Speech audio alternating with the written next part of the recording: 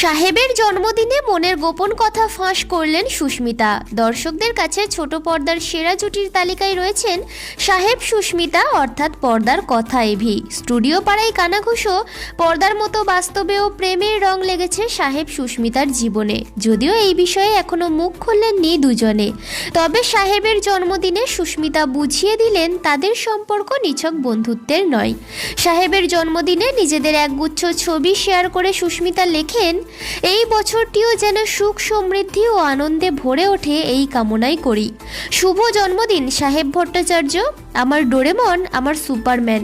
তুমি যেমন আছো ঠিক এই রকমই থেকো সারা জীবন। আমার ছেলে মানুষই সহ্য করার জন্য অসংখ্য ধন্যবাদ, আর আমায় সঠিক পথে চলার শিক্ষা দেওয়ার জন্যও কৃতজ্ঞ।